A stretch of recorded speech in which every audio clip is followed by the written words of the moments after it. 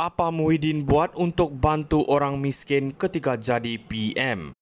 Sebagai seorang penganalisis, kenyataan RSN Raya ini seakan-akan memukul tepat di wajah politik Muhyiddin Yassin dan Perikatan Nasional PN. Ketika RSN Raya mempersoalkan apa sumbangan sebenar Muhyiddin kepada golongan miskin semasa beliau menjadi Perdana Menteri, ia membawa kita mengimbau semula tempoh suram ketika PKP yang dilaksanakan secara berulang-ulang. Pada waktu itu rakyat Malaysia, terutamanya yang miskin, mengalami tekanan ekonomi dan mental yang sangat hebat. Muhyiddin yang terkenal dengan kerajaan pintu belakang selepas langkah Sheraton, dilihat oleh sebahagian rakyat sebagai pemimpin yang lebih banyak mengumumkan PKP tanpa solusi jangka panjang untuk menangani masalah kemiskinan dan ketidaksamaan ekonomi. Fenomena bendera putih di mana rakyat terpaksa meminta bantuan daripada jiran, bukannya kerajaan, menjadi simbol nyata kegagalan pentadbiran Muhyiddin dalam merapatkan jurang antara golongan kaya dan miskin. Kenyataan raya berkenan polisi Anwar Ibrahim yang menekankan kepentingan memastikan subsidi diberikan secara saksama kepada golongan yang layak seperti dalam pendidikan dan subsidi diesel menunjukkan visi yang lebih jelas dalam merapatkan jurang ekonomi. Anwar memahami bahawa membantu golongan miskin bukan hanya retorik kosong tetapi perlu diterjemahkan melalui dasar-dasar yang praktikal dan menyeluruh seperti memastikan pendidikan berkualiti untuk mereka yang kurang berkemampuan. Sebaliknya, Muhyiddin gagal mewujudkan dasar konkret yang dapat memberikan kelegaan kepada rakyat marhin semasa pandemik selain daripada mengumumkan pelbagai PKP yang hanya menambah penderitaan rakyat. Sungguh ironis apabila pemimpin PN seperti S. Subramaniam mendakwa Anwar menekan golongan kaya, sedangkan apa yang dilakukan Anwar adalah untuk memastikan keadilan sosial dan ekonomi dinikmati oleh semua lapisan masyarakat. Kesimpulannya, soal Muhyiddin membantu golongan miskin semasa menjadi Perdana Menteri tidaklah berasas.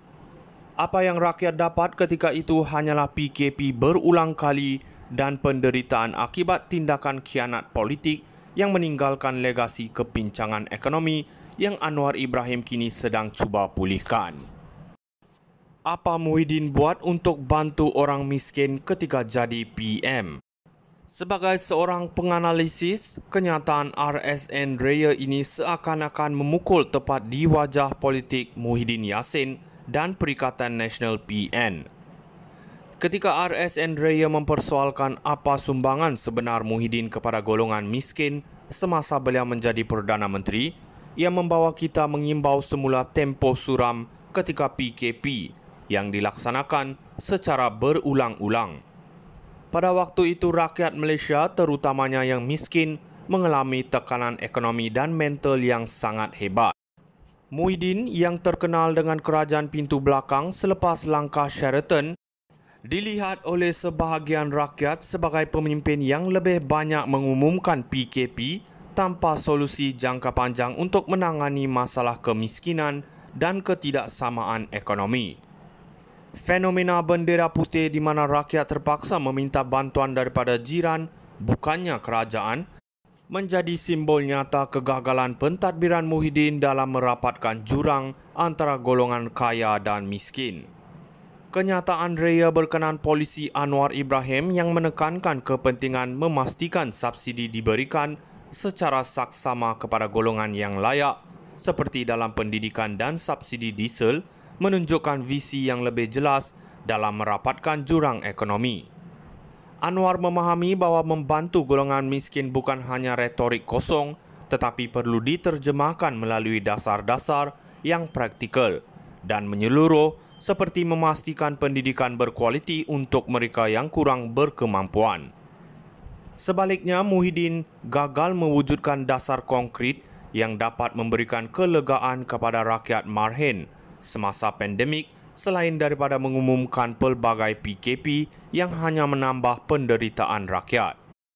Sungguh ironis apabila pemimpin PN seperti S. Subramaniam mendakwa Anwar menekan golongan kaya, Sedangkan apa yang dilakukan Anwar adalah untuk memastikan keadilan sosial dan ekonomi dinikmati oleh semua lapisan masyarakat. Kesimpulannya, soal Muhyiddin membantu golongan miskin semasa menjadi Perdana Menteri tidaklah berasas.